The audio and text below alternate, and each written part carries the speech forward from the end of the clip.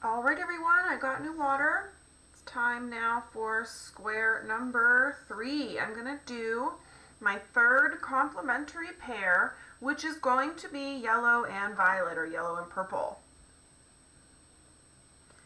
So let me see here. It looks like I don't have a purple paint. So what I'm going to have to do is mix a purple, which is fun. I love to mix paint.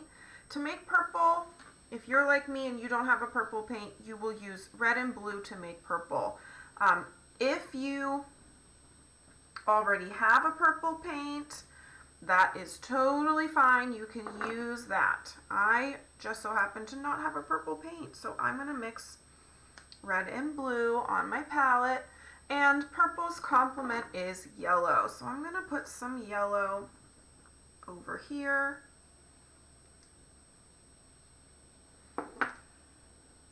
And I'm going to use my paintbrush. I'm going to dry it a little bit. Use my paintbrush to mix my purple.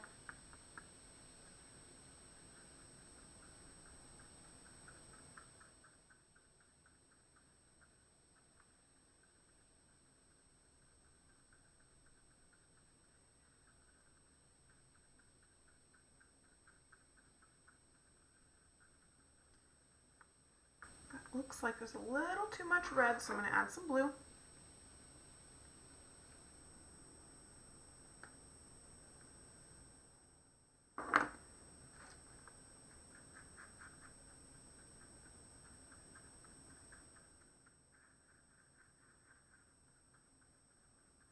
Okay,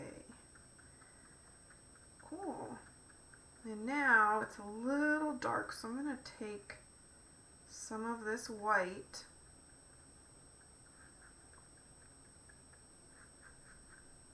to make it a lighter purple, because it was so dark it was starting to look almost black. Okay, so here is my purple, and my complement is yellow. I have that ready on my palette. It's right there. Now I need to decide, do I want my object to be purple or do I want my background to be purple?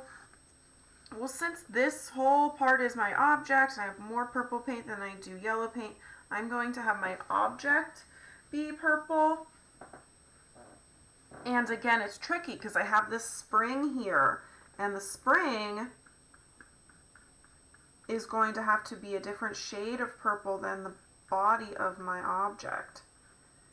So what I'll do is probably add some white to make the spring and make the spring a lighter purple.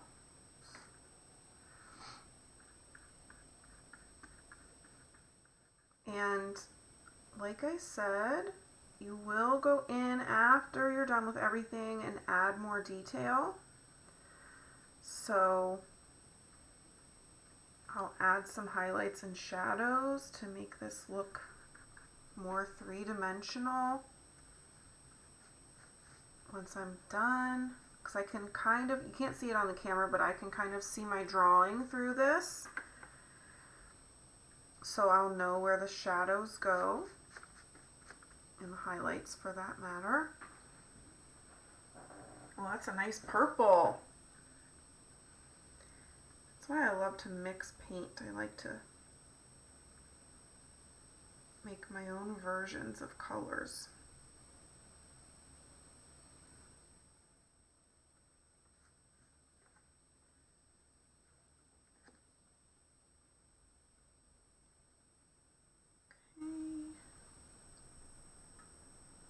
And again, I always kind of tend to paint slower when I am at the edges of things, just because I want to make sure I do my best to paint inside the lines, because that can be a little tricky.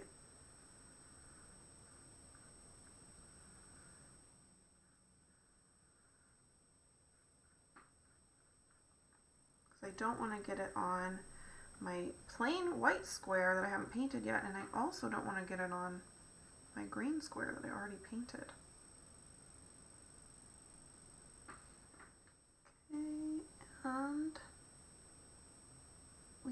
are finished with the purple except for the coil. So what I'm going to do now, since the coil needs to be a different shade of purple, I'm going to make it a lighter purple, so I'm going to add some white.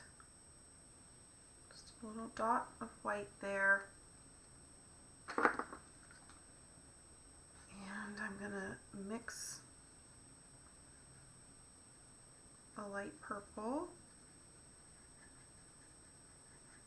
so that I can have that coil be, you know, standing out.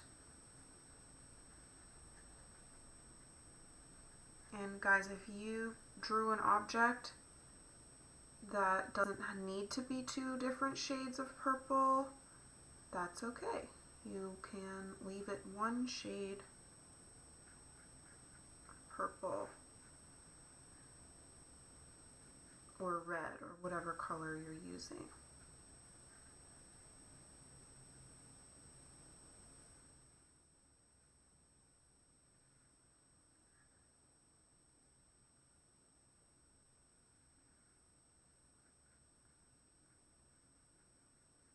Okay, I love that light purple. All right, so now I'm going to begin painting my background in a complementary color, which the complementary color for purple is yellow. I also really like the color yellow, so violet and yellow is probably arguably my favorite complementary pair.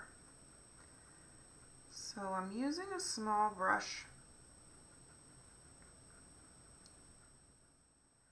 just because I felt like it would be easier to paint close to all these lines. I have a few lines right up against, I have a green line right up against my yellow, and then I'll also have a violet, or two different violet, three actually, different lines of violet to paint close to. So I wanted to make sure that I had a small brush because that's what I felt most comfortable with.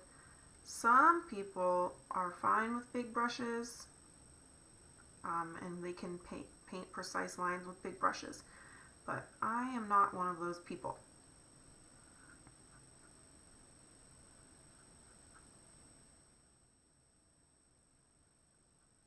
Oops. Got a little too much paint on my canvas there, but that's okay.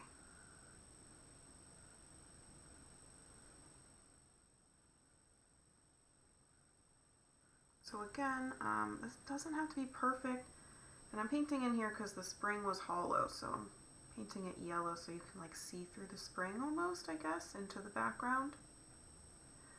So it doesn't have to be perfect, you guys. We will go in and add some details later, so don't stress.